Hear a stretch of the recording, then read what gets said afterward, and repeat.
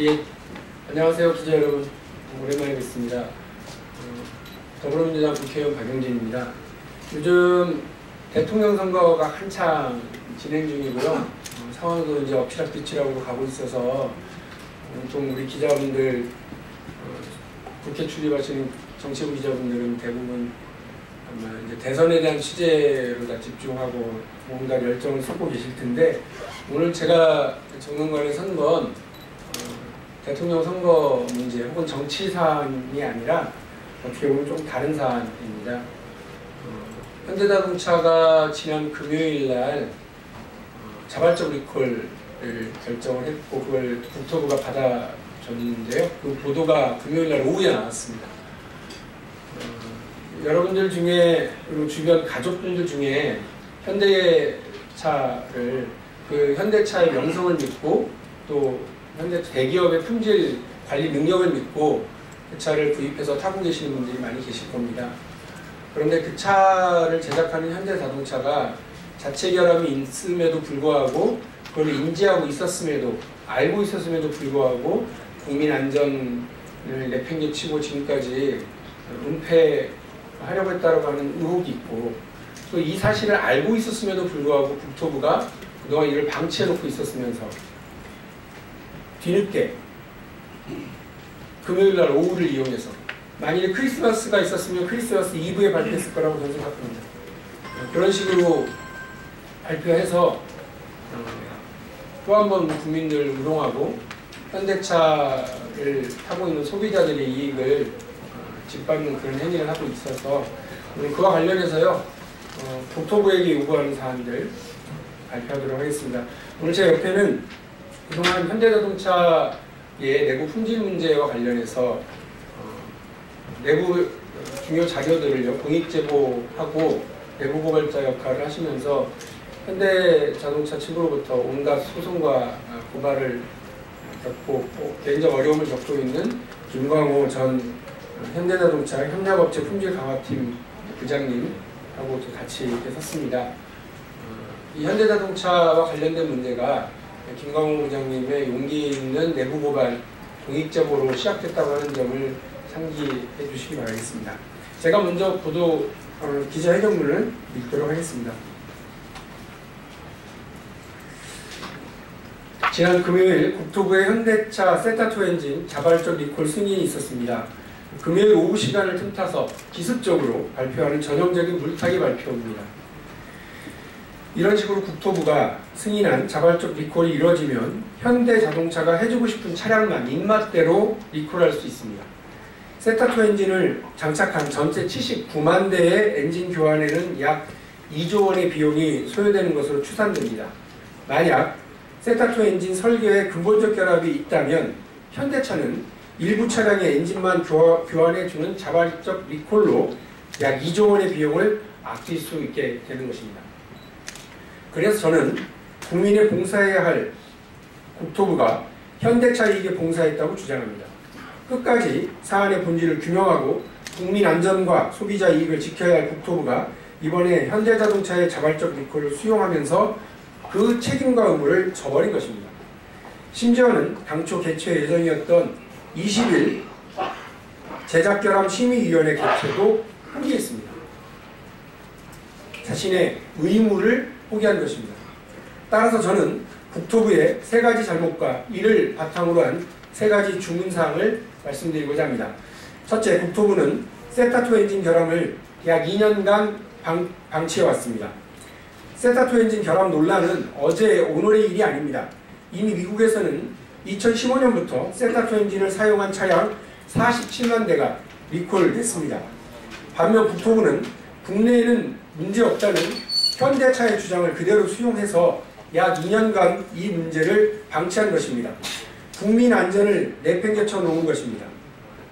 그러다 작년 10월 국정감사, 올해 2월 대정부 질문 등 박용진 의원실에 현대차 결함 은폐 의혹 제기를 계기로 해서 마지못해 조사에 착수했었던 겁니다. 둘째, 조사를 제대로 진행시키자는 직무유기의 잘못이 있습니다. 국토부의 그간 조사는 지지부진 시원치 않았습니다. 제가 공익제보자 신고를 통해 결함을 입증할 수 있는 내부 문서를 제공했음에도 불구하고 수개월간 결론을 내지 않고 방치하고 있었습니다. 셋째, 국민의 생명보호는 안중에 없이 현대차 이익에 봉사하고 있습니다. 이번 세타2 엔진 결함 사태는 개국 이래 최초로 자동차 엔진을 리콜하는 초유의 사안입니다. 그간 단 한 번도 엔진이 리콜된 적은 없었습니다. 그 대상도 현대차 주장만으로도 17만 대, 역대 최대 규모입니다. 그런데도 국토부는 제작사의 자발적 리콜에 맡겼습니다. 강제 리콜은 국토부가 그 범위와 대상을 정하지만 자발적 리콜은 제작사가 그 대상과 범위를 정합니다. 마치 범죄 피의자가 재판의 판결을 맡게 된 꼴이 되고 말았습니다. 저는 오늘 이 자리에서 다음과 같이 주문합니다. 첫째, 국토교통부는 20일 예정이었던 제작결함 심의위원회 개최를 반드시 개최해야 됩니다.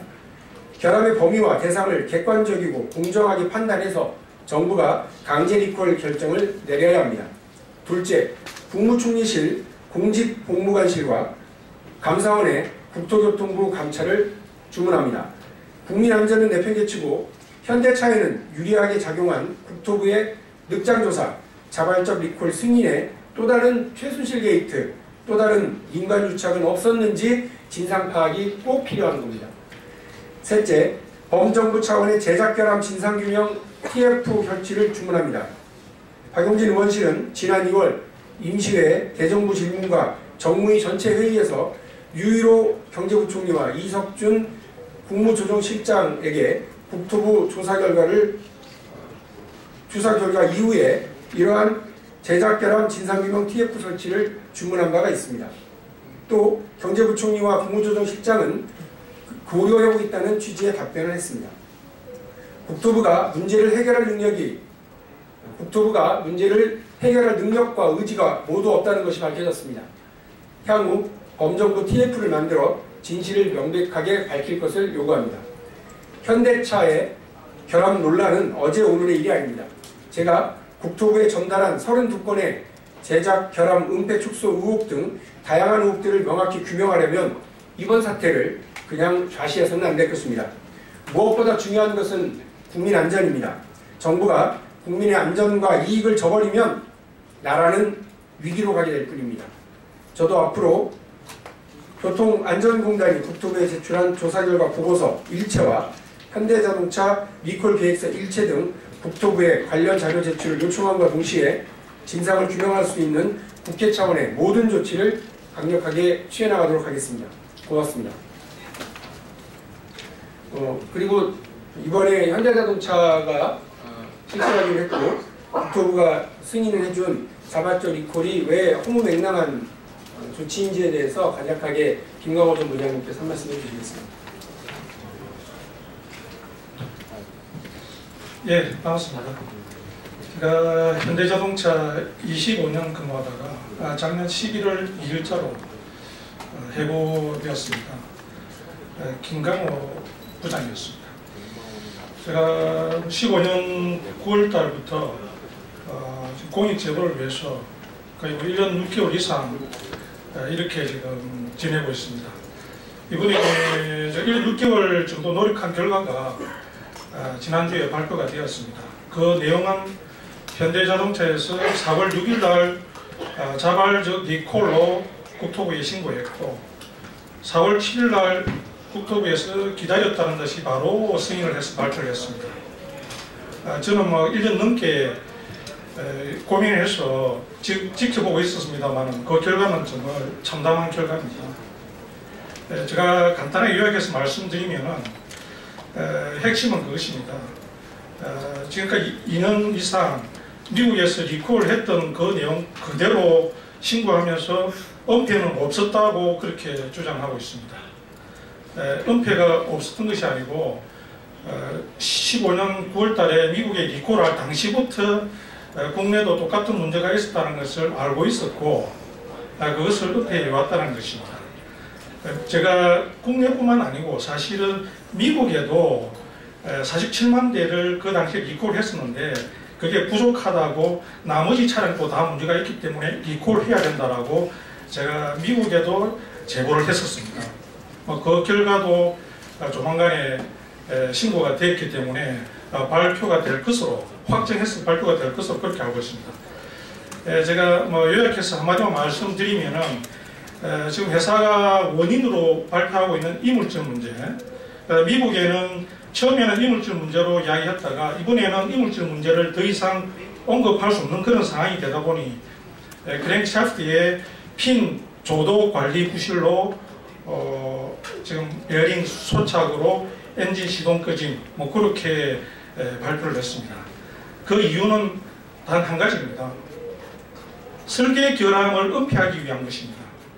설계 결함이라고 사실을 밝히는 순간 모든 엔진을 교환해주지 않으면 안 됩니다. 그렇죠. 이물질 문제라고 하면은 지금 현재 발표로는 2% 정도 분량이 예상되는 걸로 그렇게 되어 있습니다. 2%만 발생이 예상되기 때문에 전체 차량을 교환해 줄 필요가 없고 검사를 해서 문제되는 2%만 골라내서 수리해 주겠다는 그런 논리입니다. 그렇지만 사실은 그것이 아닙니다. 베어링, 콘로드 베어링의 강성, 콘로드 자체의 재질, 그거 자체가 약하다 보니까 GDI 엔진에서 특히 문제가 되는 것입니다. 사실 지금 MPI 엔진도 여러 고객들이 불만을 많이 호소하고 있습니다만 다른 엔진들도 조금씩 문제가 있기 때문에 GDI 엔진 전체로 확대하기에는 사실은 조금 저도 고민스럽습니다. 그렇지만 GDI 2.0 터보, 2.4 GDI 엔진은 지금 미국에서 제가 확인한 정보로만 1000건 이상이 고속도로 주행하면서 시동이 꺼져가지고 엔진이 깨지고 그래서 견인해서 엔진 교환한 그런 사례가 1000건 이상이 됩니다. 이건 신고 사례입니다. 수리한 사례가 아니고 신고 사례가 이 정도 된다는 것은 실제로 사고는 거의 한 5000건 정도 미국에서 발생되었다고 보시면 됩니다. 미국에 이렇게 많은 것은 판매 대수가 거의 230만 대 정도 되기 때문입니다. 마지막으로 국내도 지금 17만 대만 리콜하는 거로 그렇게 자발적 리콜하는 것으로 그것도 점검해서 문제 있는 것만 수리하는 거로 그렇게 이야기했습니다만은 이 문제의 특성이 거의 미국 기준으로 보면 14만 킬로 정도에서 발생이 됩니다.